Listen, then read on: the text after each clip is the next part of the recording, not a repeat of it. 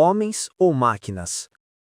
A breve discussão ocorrida na última reunião entre os nossos companheiros e alguns representantes da maioria, a propósito dos programas para o ensino profissional, merece ser comentada, ainda que de forma breve e resumida.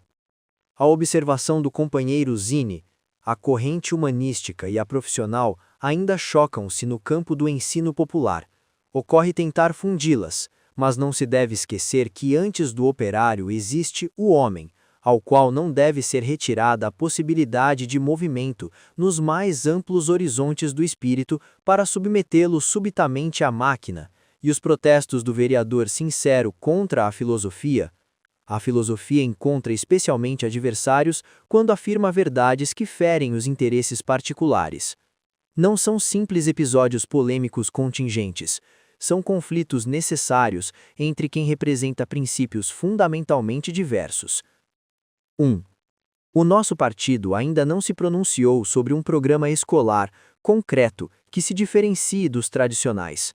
Contentamo-nos, até agora, em afirmar o princípio geral da cultura, seja elementar, profissional ou superior, e desenvolvemos este princípio, o difundido com vigor e energia.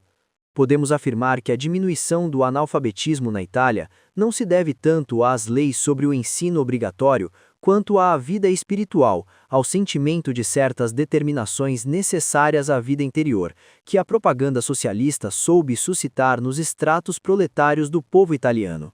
Mas não fomos mais do que isso. Na Itália, a escola continua a ser um organismo francamente burguês, no pior sentido da palavra. A escola média e superior, que é do Estado, isto é, paga com receitas gerais e, portanto, também com os impostos diretos pagos pelo proletariado, não pode ser frequentada a não ser pelos jovens filhos da burguesia, que gozam de independência econômica necessária para a tranquilidade dos estudos. Um proletário, ainda que inteligente, ainda que possua todos os meios necessários para tornar-se homem de cultura, é constrangido a estragar suas qualidades em atividades diversas, ou a se transformar num obstinado, um autodidata, isto é, com as devidas exceções, um meio-homem, um homem que não pode dar tudo o que poderia caso tivesse se completado e fortalecido na disciplina da escola. A cultura é um privilégio, a escola é um privilégio, e nós não queremos que seja assim. Todos os jovens deveriam ser iguais diante da cultura. O Estado não deve pagar com o dinheiro de todos também para os filhos medíocres e idiotas dos ricos, ao passo que exclui os filhos inteligentes e capazes dos proletários. A escola média e superior deve ser feita somente por aqueles que sabem demonstrar que são dignos delas. Se é do interesse geral que ela exista e seja mantida e regulada pelo Estado, é também do interesse geral que possam ter acesso a ela todos os que são inteligentes, qualquer que seja sua potencialidade econômica. O sacrifício da coletividade somente é justificado quando é usado em benefício de quem o merece. O sacrifício da coletividade, por isso, deve servir especialmente para dar aos que merecem aquela independência econômica que é necessária para poder dedicar tranquilamente o próprio tempo ao estudo e poder estudar seriamente. 2.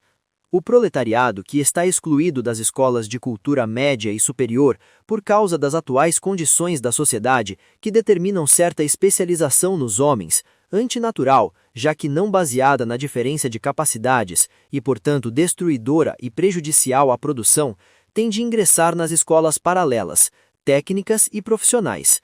Estas, instituídas com critérios democráticos pelo ministro Casati, sofreram, em face das necessidades antidemocráticas do balanço estatal, uma transformação que, em grande parte, as desnaturou. São, de agora em diante, em grande parte, uma repetição inútil das escolas clássicas, bem como um inocente desaguadouro para o empreguismo pequeno-burguês. As taxas de matrícula em contínua ascensão, assim como as possibilidades concretas que dão para a vida prática, fizeram também delas um privilégio, e de resto, o proletariado é excluído automaticamente e, em sua grande maioria, por causa da vida incerta e aleatória que o assalariado é obrigado a viver, vida que seguramente não é a mais propícia para seguir com proveito um curso de estudos.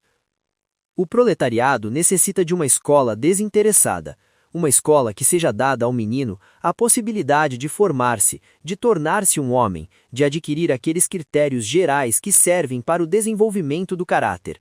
Em suma, uma escola humanista, como entendiam os antigos e, mais recentemente, os homens do Renascimento. Uma escola que não hipoteque o futuro do menino e constrinja sua vontade, sua inteligência, sua consciência e informação a mover-se num sentido cujo objetivo seja prefixado. Uma escola de liberdade e de livre iniciativa, não uma escola de escravidão e de orientação mecânica. Também os filhos dos proletários devem possuir diante de si todas as possibilidades, todos os campos livres para poder realizar sua própria individualidade da melhor forma e, por isso, do modo mais produtivo para eles e para a coletividade.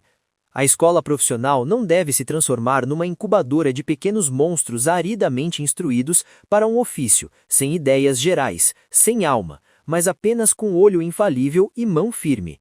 Também através da cultura profissional é possível fazer brotar do menino um homem, desde que essa cultura seja educativa e não só informativa, ou não só prática e manual.